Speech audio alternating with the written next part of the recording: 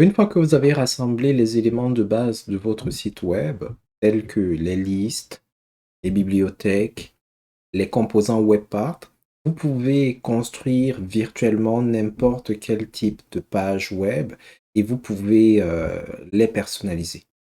Mais si vous voulez personnaliser, par exemple, le site dans son intégralité, ça peut être un peu plus compliqué, surtout si vous ne voulez pas manipuler le code, le CSS, le HTML, ce genre de choses.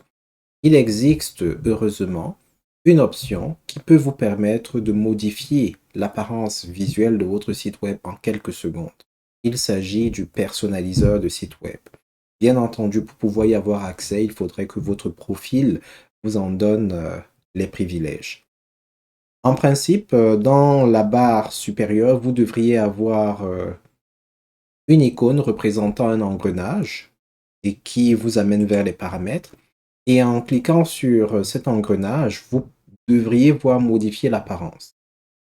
Quand vous cliquez dessus, vous avez la possibilité de modifier l'apparence de différentes manières. Soit vous modifiez le thème. Le thème, c'est un ensemble de combinaisons de mise en forme qui vont s'appliquer à votre site.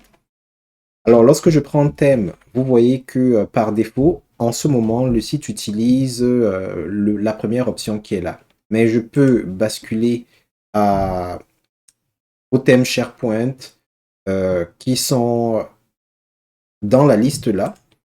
Et une fois que vous avez choisi, vous pouvez voir que certains éléments de votre interface vont changer. Alors, tout ne va pas nécessairement changer, ça dépend de ce que vous avez au niveau de votre page d'accueil au moment où vous faites les choix. Mais si vous regardez par exemple dans ce panneau, vous voyez que le bouton, en ce moment, il est violet. Si je viens ici, vert, il va devenir vert, etc. Donc, ça peut vous permettre de comprendre que euh, les éléments que vous allez choisir vont s'appliquer à votre site web d'une manière ou d'une autre. Ici, c'est beaucoup plus visuel parce que là, par exemple, ABC, jaune foncé et le bleu foncé ont un impact sur la couleur de fond. Donc, c'est pour ça que là, ça a été beaucoup plus euh, visible. Mais une fois que vous avez sélectionné une couleur, je vais par exemple aller avec le jaune parce que la dame, elle est en jaune là.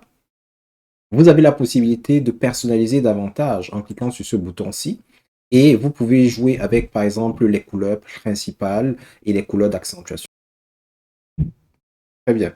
Donc, pour que vous puissiez voir les changements, parfois, il faut que vous ayez différents éléments. Je n'ai pas tous les éléments possibles. J'aurais peut-être dû avoir certains boutons ou d'autres choses, etc. Donc, je vais rester avec le jaune foncé. Donc, ça, c'est une première façon de modifier. Vous pouvez également cliquer sur modifier l'apparence et y aller plutôt par bloc. Donc, ici, là, au niveau de l'entête, vous pouvez choisir la manière dont l'entête de votre site web va se présenter. Il peut être minimal. Vous voyez, il n'y a plus le grand bloc qui était là. Il peut être compact. Regardez bien comment ça se comporte ici au niveau du nom du site web, SharePoint une étape à la fois. Il peut être standard, c'est ce que nous avions tout à l'heure, ou il peut être étendu, beaucoup plus large avec d'autres options. Vous pouvez également changer l'arrière-plan. Vous pouvez demander à activer la visibilité du titre du site ou pas. Voulez-vous que le site du titre soit affiché ou pas? Parfois c'est pertinent, parfois ça ne l'est pas. Si votre logo est suffisant pour représenter toute la marque, parfois c'est pas nécessaire. Vous avez la miniature du logo du site. Par défaut, ça va prendre la première lettre du nom de votre site web. Si vous avez besoin d'une image, il vous suffit de cliquer à cet endroit et de sélectionner l'image qui vous intéresse. Donc, je vais choisir l'image d'Asgard et ça va changer ici. Vous avez également le logo du site. En fait, ça c'est le logo du site, tandis que ça c'est la miniature du logo du site. La miniature apparaît en général dans les onglets des navigateurs.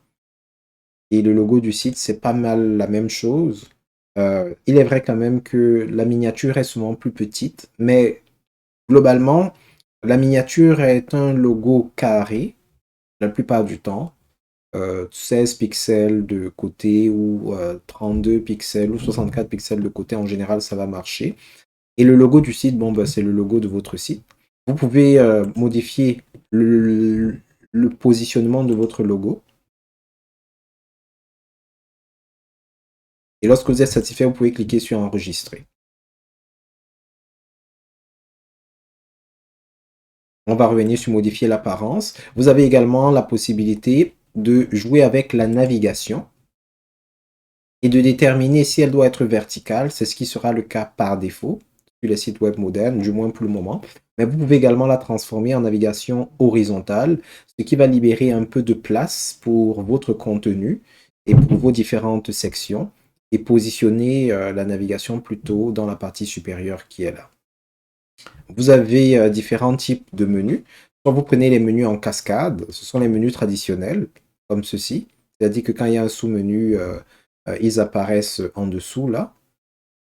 Ou vous pouvez utiliser l'option des méga menus. Vous voyez, ici, là, j'avais plusieurs liens. Au lieu qu'ils apparaissent tous les uns en dessous des autres, ils apparaissent plutôt sur le côté, ce qui fait que, en termes d'espace vertical, votre menu va prendre beaucoup moins de place. Mais tout ça, c'est esthétique. Ça dépend vraiment de vous. Lorsque vous êtes satisfait, vous cliquez sur le bouton Enregistrer. Donc, pour récapituler, pour modifier l'apparence de votre site web moderne, je précise, vous pouvez le faire en choisissant l'apparence de l'entête, la position et l'apparence de la navigation, mais de manière plus globale, le thème qui va définir les couleurs d'arrière-plan, les couleurs d'accentuation et les couleurs de certains autres éléments. Alors, si vous regardez bien ici au niveau du thème, vous allez vous rendre compte qu'il y a plusieurs couleurs ici à l'intérieur, plusieurs dégradés. Ces différentes teintes de couleurs s'appliquent à différents objets de votre site web. La page n'est pas suffisamment explicite pour que vous voyez toutes les nuances qui peuvent s'appliquer, mais c'est en général comme ça que vous serez capable de le faire.